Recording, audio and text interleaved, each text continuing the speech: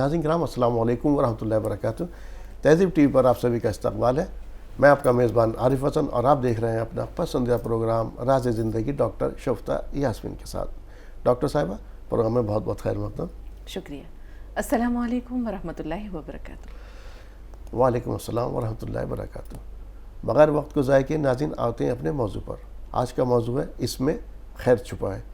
کس میں خیر چھپا ہے, کس کی بات کر رہے ہیں, جانتے ہیں ڈاکٹر صاحبہ سے.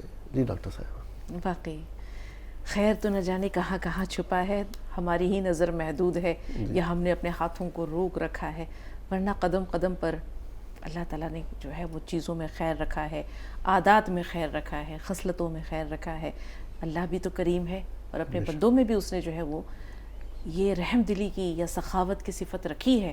آپ اہل عرب کو دیکھیے کہ جہاں رسول پاک صلی اللہ علیہ وسلم کے مبعوث ہونے سے پہلے جہاں ان کے اندر بہت ساری اخلاقی خرابیاں تھیں, وہیں ان کے اندر سخاوت تھی, ان کے اندر مہمان نوازی تھی. دروازے پر آیا ہوا شخص خالی ہاتھ نہیں جاتا تھا. آپ کو حاتم طائی کا واقعہ تو یاد ہوگا, جو اپنی سخاوت کی وجہ سے رہتی دنیا تک مشہور ہے اور رہے گا, کیونکہ خیر باقی رہتا ہے, نیکیاں باقی رہتی ہیں, خوبیاں باقی رہتی ہیں. باقی تو ہر شے فنا ہے اور مٹ جانے والی ہے.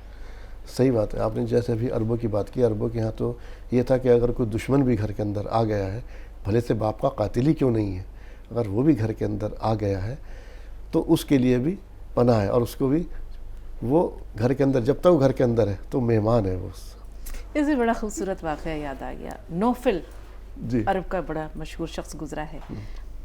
ایک مرتبہ حاتم, اچھا وہ بھی بڑا امیر تھا, اپنے علاقے کا سردار تھا. حاتم جو ہے وہ اپنے قبیلے کے سردار تھے, بنو طے کا. اب حاتم کی جو شہرت تھی سخاوت کی وجہ سے, فیاضی کی وجہ سے, وہ دور دور تک تھی. اب نوفل کے دل میں جو ہے وہ بغض اور حسد پنپنے لگا کہ یہ جو ہے وہ اتنا زیادہ مشہور کیوں ہو رہا ہے, یا لوگوں کا اتنا محبوب اور چہیتا کیوں ہے. تو یہ حسد جو ہے اس نے اسے اس کا دشمن بنا دیا. اس نے مشہور کر دیا یا اس نے اعلان کر دیا کہ جو حاتم کو پکڑ کر لائے گا اس کو ایک خطیر رقم ملے گی. اب حاتم نے جب یہ سنا تو وہ کہیں پر روپوش ہو گیا, جان کا خطرہ تھا. اب لوگ حاتم کو ڈھونڈ رہے ہیں, تلاش کر رہے ہیں. تو ایک مرتبہ حاتم جو ہے وہ پہاڑ کی کھو میں یا جنگل میں کسی درخت کے کھو میں چھپا ہوا تھا. ایک بوڑھا شخص اپنی بیوی کے ساتھ اتفاق سے لکڑیاں چن رہا تھا. تو اس کی بیوی کہتی ہے کاش حاتم ہی ہمیں مل جاتا تو ہم اسے پکڑ کر لے جاتے, نوفل کے پاس پیش کرتے, وہ ہمیں وہ رقم دیتا, ہمارے بھی وارے نیارے ہو جاتے, ہم بھی تھوڑا زندگی سکون اور فراغت سے گزار لیتے. کب تک یہ غریبی اور غربت کی زندگی جیتے رہیں گے. حاتم نے جب یہ باتیں سنی تو وہ لپک کر باہر آ گیا اور کہا کہ میں ہوں حاتم, دیکھو تمہارے سامنے کھڑا ہوں, چلو مجھے پکڑ کر لے چلو نوفل کے پاس, اور جو ہے وہ تم کو وہ رقم دے دے گا, تمہارے وارے نیارے ہو جائیں گے. تو وہ بوڑھا شخص کہتا ہے کہ ہم سے تم یہ اس برائی کی امید نہ رکھنا کہ ہم تھوڑے سے پیسوں کے لیے تمہاری جان پر کھیل جائیں, تمہیں دشمن کے منہ میں ڈال دیں جا کر, یا تمہیں دشمن کے حوالے کر دیں. ہمیں ایسا پیسہ نہیں چاہیے. ابھی یہ باتیں ہو رہی تھیں کہ کچھ لوگ ادھر آ نکلے. انہوں نے جب حاتم کو دیکھا تو پکڑ لیا اور اس کے ہاتھوں میں بیڑیاں لگائیں, کسیں, اس کی رسی سے اس کے ہاتھ باندھے اور لے کر پہنچے نوفل کے پاس. اور ہر شخص یہ دعویٰ کر رہا ہے میں نے اسے پکڑا ہے, ہر شخص یہ دعویٰ کر رہا ہے میں نے اسے پکڑا ہے. اب وہ بوڑھا اور اس کی جو بیوی تھی وہ بھی بیچارے ساتھ ساتھ پہنچے دیکھنے کے لیے کہ کیا ہوتا ہے. تو اب وہاں ہر شخص تو یہ دعویٰ کر رہا ہے. حاتم نے کہا رکو ٹھہرو, میں تمہیں بتاتا ہوں کہ مجھے کس نے پکڑا ہے. یہ سارے لوگ جھوٹ بول رہے ہیں, مجھے وہ بوڑھا شخص پکڑ کر لایا ہے یہاں, اس نے مجھے قید کیا تھا. اب وہ بوڑھا شخص کہتا ہے کہ نہیں میں ایسا نہیں کر سکتا, مجھ سے یہ برائی نہیں ہوگی, حاتم جھوٹ بول رہا ہے, ہم نے اسے نہیں پکڑا ہے.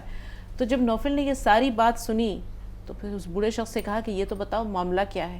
اس نے سچائی بیان کر دی. یہ بات سن کر نوفل نے کہا کہ حاتم تم صرف زبانی کلامی, صرف کہنے کے تم سخی اور جس کو کہتے ہیں کہ بہادر نہیں ہو, تم واقعی عملی طور پر اخلاق کا مجسمہ ہو, اور عملی طور پر تم بہادر ہو کہ تم نے اپنی جان پر کھیل کر کے ان کی زندگی کا رخ بدلنے کے لیے یا ان کی زندگی میں خیر و برکت لانے کے لیے اپنی جان کی بازی لگا دی.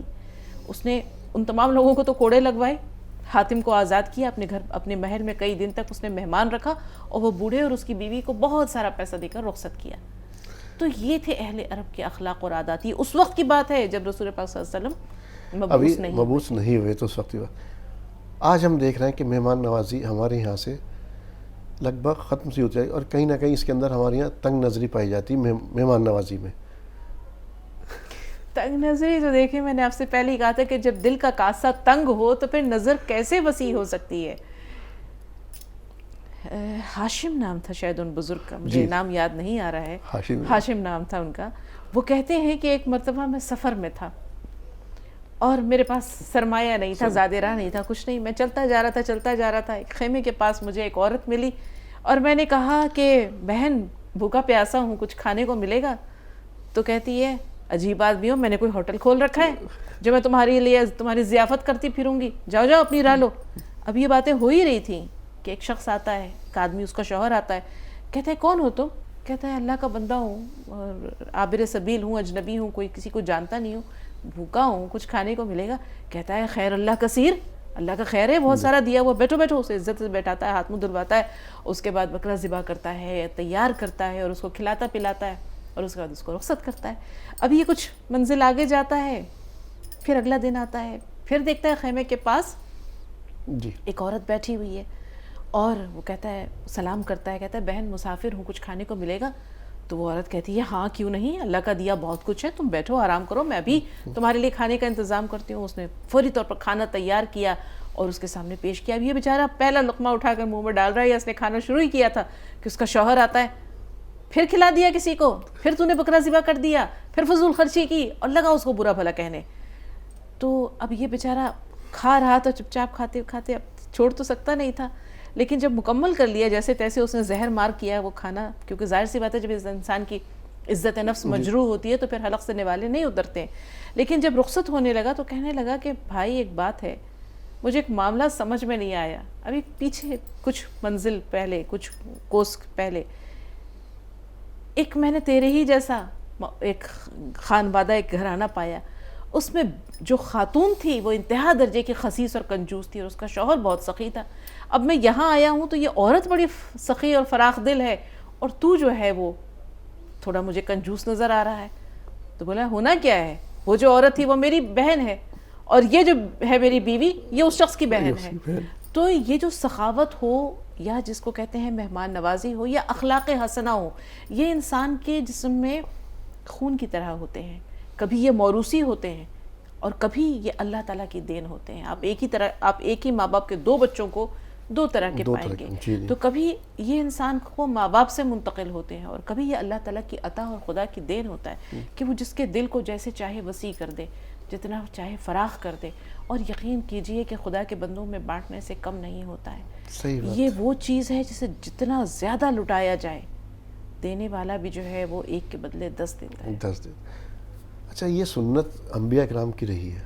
آپ کو حضرت ابراہیم علیہ السلام کا واقعہ ہے, اس کے بارے میں بیان کیجیے. حضرت ابراہیم علیہ السلام, ان کو تو کہا ہی جاتا ہے کہ وہ اکیلے کھانا نہیں کھاتے تھے. جی جی. جب کھانا تیار ہو جاتا تھا, دسترخوان چن دیا جاتا تھا اور ان کے ساتھ اگر کوئی نہیں ہوتا تھا تو وہ تلاش میں نکل جایا کرتے تھے.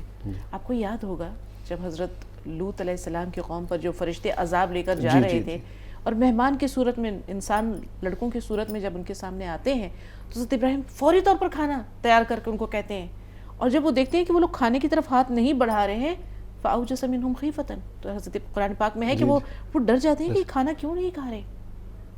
انہیں یہ خیال آتا ہے کہ کھانا کیوں نہیں کھا رہے. تو پھر وہ بتاتے ہیں کہ ہم انسان نہیں ہیں, ہم تو فرشتے ہیں اور ہم قوم لوط کی طرف عذاب لے کر جا رہے ہیں. پھر حضرت ابراہیم علیہ السلام جو اتنے نرم دل تھے, جو مہمان نواز تھے, جو ان کے لیے کھانا تیار لے کر کے بیٹھے ہوئے تھے یا ان کو کھانے پر مدعو کر کے بیٹھے ہوئے تھے, وہ ان سے جھگڑنے لگتے ہیں کہ تم وہاں عذاب کیسے لے کے جا رہے ہو, وہاں تو لوط ہے, جی جی, تم اس قوم پر عذاب کیسے نازل کرنے جا رہے ہو جبکہ وہاں لوط ہے. تو پھر وہ کہتے ہیں کہ ہم نیک لوگوں کو بچا لیں گے اور بد لوگوں پر عذاب آئے گا. تو جب حضرت ابراہیم علیہ السلام کو اپنے دسترخوان پر اس دن کوئی مہمان نہیں ملا تو وہ تلاش میں نکلے, ایک ایسے شخص کو جو اللہ کی وحدانیت کا اقرار نہیں کرتا تھا اس کو لے کر آئے. کہا کہ پڑھ بسم اللہ. کہتا ہے پھر بسم اللہ کیوں پڑھوں, میرا رب دوسرا ہے, تیرا رب دوسرا ہے, تو مجھے کھانے پر بٹھا رہا ہے تو اس کا مطلب یہ تھوڑی ہے کہ میں تیرے رب کو مان لوں گا. تو حضرت ابراہیم علیہ السلام جو ہے تھوڑا سا ناراض ہوتے ہیں. وہ شخص بوڑھا بکتا جھکتا چلا جاتا ہے. ابھی وہ تو گیا, رخصت ہوا, اور ادھر اللہ تعالیٰ حضرت ابراہیم علیہ السلام سے کہتے ہیں کہ ابراہیم یہ تو بتا اس شخص کی عمر کتنی تھی. یا اللہ تعالیٰ بزرگ شخص تھا, معمر شخص تھا, 80-90-100 سال کا تو ہوگا ہی. تو کہا کہ ابراہیم یہ دیکھ کہ میں اس عمر میں اسے روزانہ اس کا رزق اس تک پہنچا رہا ہوں، جبکہ وہ میری وحدانیت کا اقرار نہیں کرتا ہے، موحد نہیں ہے، اور تو نے ایک وقت اس نے اگر میری وحدانیت کا اقرار نہیں کیا تو نے اسے کھانے سے انکار کر دیا، منع کر دیا۔ حضرت ابراہیم علیہ السلام یہ سنتے ہیں تو لپک کر جاتے ہیں، اور راستے میں دیکھتے ہیں تھوڑی دیر کہ وہ بیٹھا ہوا ہے، تو کہتے ہیں کیوں آیا ہے؟ ارے چلیے کھانے کے لیے آپ کو لینے آیا ہوں۔ اقرار میں تب بھی نہیں کروں گا۔ تو کہتے ہیں اقرار کرنے کو کہہ کون رہا ہے؟ تو پھر مجھے لینے کیوں آیا ہے؟ ارے اسی نے بھیجا ہے جس کا تو اقرار نہیں کرتا ہے۔ تو ابراہیم کھانا تو مجھے بعد میں کھلانا، پہلے اپنے رب پر کلمہ پڑھا، میں ایمان لانا چاہتا ہوں۔ آپ کو وہ بھی یاد ہوگی بہترین ضیافت آپ صلی اللہ علیہ وسلم نے کسی وقت کبھی مہمان آئے تھے آپ صلی اللہ علیہ وسلم کے بعد، جب آیت اتری تھی اس کے لیے، آپ وہ واقعہ تو بہت مشہور ہے، وَيُؤْثِرُونَ عَلَىٰ أَنفُسِهِمْ وَلَوْ كَانَ بِهِمْ خَصَاصَةٌ۔ آپ یہ دیکھیے عارف صاحب کہ یہ جو مہمان ہوتا ہے در حقیقت یہ ہمارے رزق میں اس کا رزق چھپا ہوتا ہے، ہمارے رزق میں اس کا رزق چھپا ہوتا ہے، اور یہ جب جاتا ہے تو گھر والوں کی آفات، تکالیف، برائیاں، بیماریاں، نہ جانے کون کون سی خراب چیزیں جو گھر میں ہوتی ہیں، شر جو ہوتا ہے وہ اس مہمان کے ساتھ ساتھ رخصت ہو جاتا ہے۔ ایک خاتون نے رسول پاک صلی اللہ علیہ وسلم کے پاس جا کر شکایت کی کہ یا رسول اللہ میں اپنے شوہر کی شکایت لے کر آئی ہوں، خیریت کیا بات ہے؟ ارے وہ روزانہ کسی نہ کسی مہمان کو پکڑ لاتا ہے، میں کھانے پکاتے پکاتے تھک گئی ہوں، مجھ سے نہیں ہوتا ابھی یہ روز کی مہمانداری اور یہ روز کے اتنے کھانے پکانا۔ تو رسول پاک صلی اللہ علیہ وسلم اس کو رخصت کر دیتے ہیں، اس کو شوہر سے کہتے ہیں کہ کل میں تمہارے گھر آؤں گا کھانے پر۔ وہ شخص جا کے بتاتا ہے کہ ارے کل رسول پاک صلی اللہ علیہ وسلم ہمارے گھر آئیں گے کھانے پر۔ بیوی بڑے خوش ہوتی ہے، طرح طرح کے کھانے بناتی ہے، تیار کرتی ہے، کھانا دسترخوان پہ سجایا جاتا ہے، رسول پاک صلی اللہ علیہ وسلم تشریف لاتے ہیں اور کہتے ہیں کہ اس شخص سے، اپنی بیوی سے یہ کہہ رہا ہے کہ جب میں یہاں سے جانے لگوں گا، رخصت ہوں گا، تو وہ غور سے میرے قدموں کے نشان میرے پیچھے دیکھتی رہے گی۔ رسول پاک صلی اللہ علیہ وسلم جب کھانا تناول فرما لیتے ہیں تو ان کو خیر و برکت کی دعا دیتے ہیں اور واپسی کا راستہ اختیار کرتے ہیں۔ اب رسول پاک صلی اللہ علیہ وسلم جب جا رہے ہوتے ہیں تو وہ شخص اپنی بیوی کو کہہ چکا ہوتا ہے کہ ذرا دیکھتی رہنا رسول پاک صلی اللہ علیہ وسلم کے قدموں کے نشان، جن راستوں سے وہ باہر کا رخ کر رہے ہیں۔ اور وہ عورت دیکھ کر حیران ہو جاتی ہے کہ سانپ، بچھو، کیڑے مکوڑے، گھر کی برائیاں، خرابیاں، تمام چیزیں رسول پاک صلی اللہ علیہ وسلم کے ساتھ ساتھ پیچھے پیچھے جا رہی ہیں۔ یہ تو رسول پاک صلی اللہ علیہ وسلم کی ایک کا معجزہ یا کرامت تھی جو انہوں نے کہہ دیا تھا، تو یہ اس چیز کو وہ سے نظر آ رہا تھا، لیکن وہ عورت یہ دیکھ کر کے غش کھا کے گر جاتی ہے۔ تو آپ یہ دیکھیے کہ یہ مہمان جو آتا ہے تو یہ خیر و برکت لے کر آتا ہے اور اس گھر کی آفات اور بلائیں لے کر جاتا ہے، تو ان میں خیر چھپا ہے۔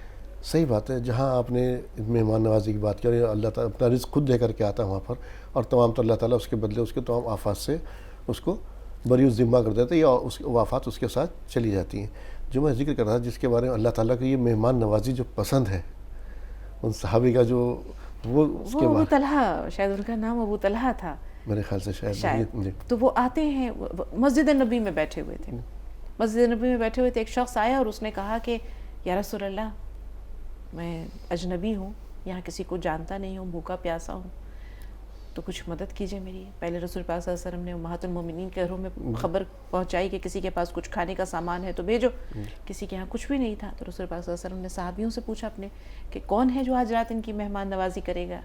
تو ایک شخص تھے، ابو طلحہ تھے غالباً رضی اللہ تعالیٰ عنہ، انہوں نے کہا یا رسول اللہ میں یہ سعادت مجھے دے دیجئے۔ ان کو ساتھ لیا اور لے کر گھر پہنچے تو اس کے بعد بیوی سے کہا مہمان لے کر آیا ہوں، تو بیوی نے کہا یہ کیا کیا آپ نے؟ ہمارے گھر میں تو صرف اتنا سا کھانا ہے کہ بچوں کو کافی پڑے گا، میرے اور آپ کے لیے بھی نہیں ہے، اور آپ جو ہے مہمان لے کر آ گئے۔ بولے کوئی بات نہیں، ایسا کرو بچوں کو بہلا پھسلا کر سلا دو، کھانا تیار کر لینا، تو بچے تو سو چکے ہوں گے، تم کھانا ہمارے سامنے رکھ دینا اور چراغ کی بتی کو درست کرنے کے بہانے گل کر دینا، بجھا دینا، میں یوں ہی منہ چلاتا رہوں گا اور یہ مہمان یہ سمجھے گا کہ میں کھانے میں اس کے ساتھ شریک ہوں، اور یہ کھانا جو کہ ایک شخص کے لیے کافی ہے وہ پیٹ بھر کر کھا لے گا۔ اس شخص نے یہی کیا، مہمان نے پیٹ بھر کر کھا لیا، یہ شوہر، بیوی، ان کے بچے سب بھوکے رہے۔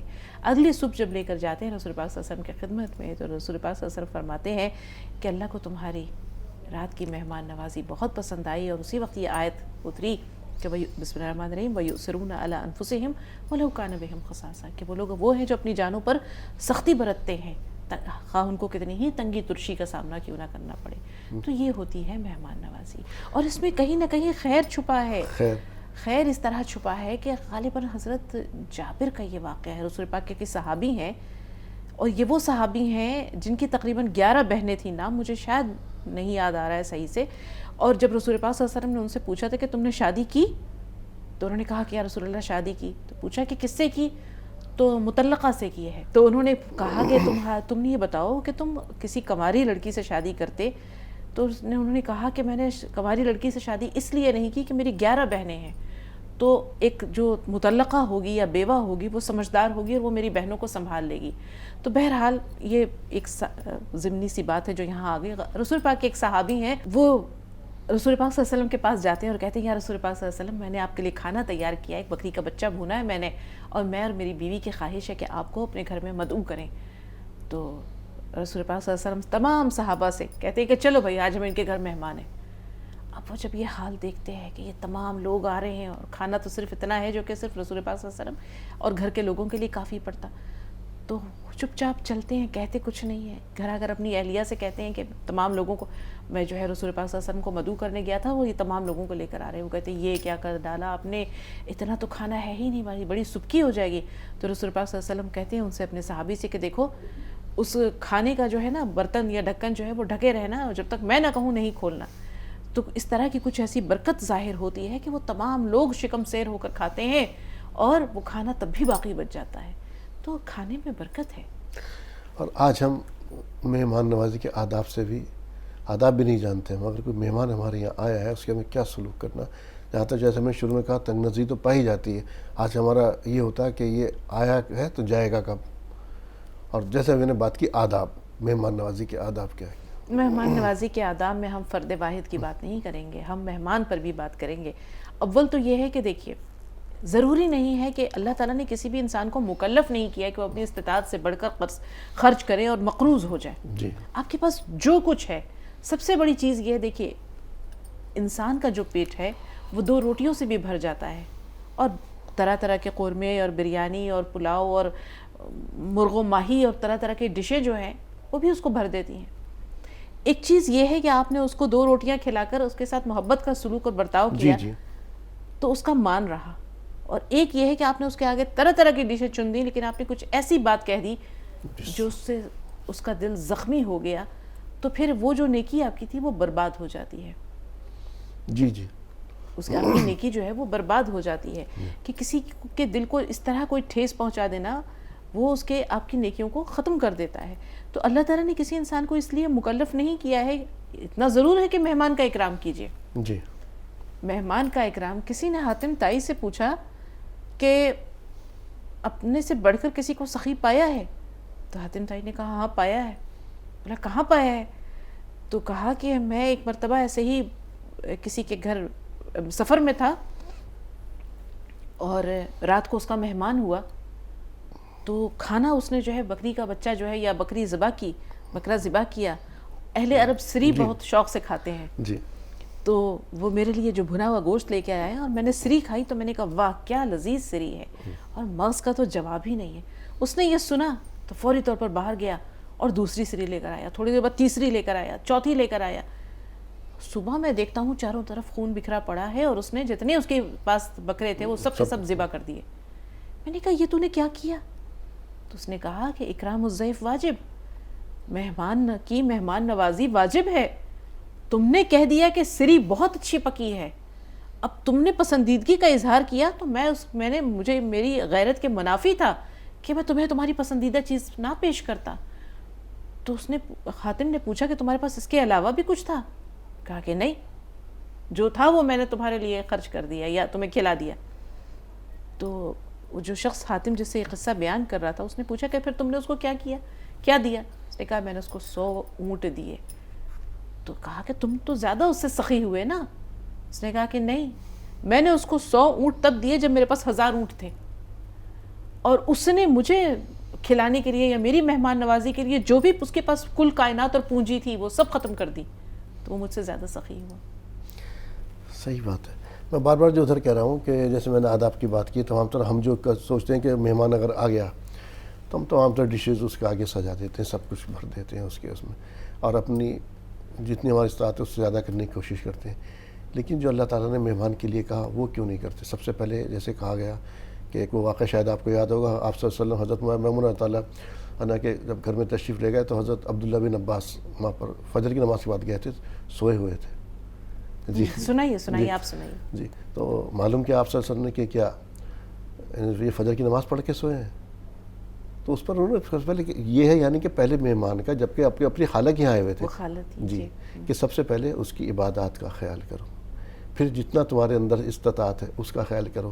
کبھی کبھی ہماری مہمان نوازی میں اور بھی غلطی ہوتی ہے کہ ہم اسے اتنا کھلا دیتے ہیں، اتنا جو اس بیچارے کو ہمیں اس کی صحت کا بھی خیال رکھنا نا.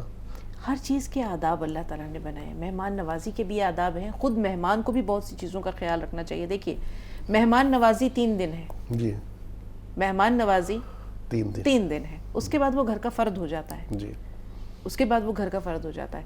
آپ کو حضرت سلمان فارسی کا وہ واقعہ یاد ہے جب ان کے پاس 2 لوگ آئے اور آپ نے سرکہ اور روٹی پیش کی؟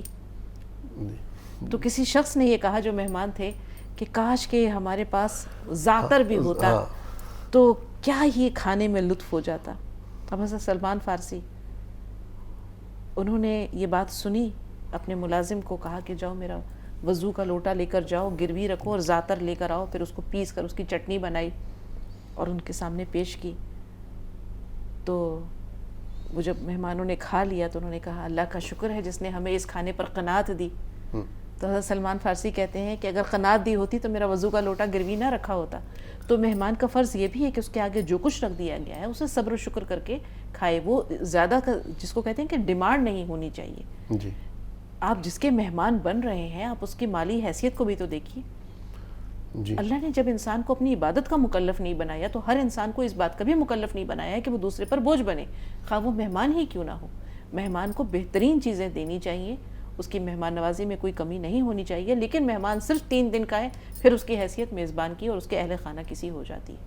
ناظرین آج ہم نے جانا کہ اس میں خیر چھپا ہے. خیر تو بہت ساری چیزوں کے اندر چھپا ہے، لیکن آج ہم نے خاص بات کی، وہ بات کی مہمان کے بارے میں، مہمان نوازی کے بارے میں، جو کہ آج ہمارے یہاں جو جذبہ ہے یہ کہیں نہ کہیں محفوظ نظر آتا ہے، اس کے اندر کمی پائی جاتی ہے. اور خاص طور سے جو مہمان ہے، یا ویسے تو یہ موجودہ دور ہے، اس وقت ٹائم کس کے پاس ہے، کون کہاں آج کل 3 دن یا 4 دن رک رہا ہے، لیکن اس کے اندر اگر ہمارے یہاں مہمان آ بھی گیا تو ہماری خواتین بھی اس کے اندر کہیں ناک منہ سکوڑتی ہیں. اور اگر ہم مہمان کی خاطر تواضع کرتے بھی ہیں تو ان تمام چیزوں سے، جیسے کہ میں نے کہا ابھی، اس کی عبادات کا خیال رکھنا، اس کی صحت کا خیال رکھنا، وہ کہہ رہا میں بیمار ہوں، نہیں یہ کھاؤ، اسے زبردستی اسے کھلانا، اسے اور بیمار کر دینا، ان تمام تر چیزوں کا بھی ہمیں خیال رکھنا چاہیے. اللہ تعالیٰ نے ہمیں کیا حکم دیا، ہمیں اسی کے حکم کے مطابق کرنا. اور کبھی کبھی یہ بھی نہیں ہو کہ اگر کوئی ہمارا پسندیدہ مہمان ہے تو اس کے لیے ہم اپنے اوپر کچھ ادھار اور خرچ کر کے اس کے لیے تمام تر چیزیں اس کے آگے پیش کریں. یہ بھی نہیں ہونا چاہیے. جتنی اپنی استطاعت ہے اسی کے اندر پیش کریں اس کے سامنے جو ہماری چیزیں ہیں. اور مہمان کو بھی یہ چاہیے جو اس کے سامنے آ گیا اس کو خوش دلی سے قبول کرے اور کھائے. جیسے ابھی شفقہ صاحبہ نے حضرت سلمان فارسی رضی اللہ عنہ کا واقعہ بیان کیا کہ انہوں نے کہا کہ اگر تم نے قناعت کی ہوتی تو میرا لوٹا جو ہے وہ وضو کا لوٹا گروی نہیں رکھا ہوتا. تو بہرحال شفقہ صاحبہ پروگرام میں شمولیت کی آپ کا تہہ دل سے شکریہ. آپ کا بھی شکریہ. تو ناظرین راز زندگی میں آج اتنا ہی. اسی کے ساتھ اپنے میزبان کو دیجیے اجازت. السلام علیکم ورحمۃ اللہ وبرکاتہ.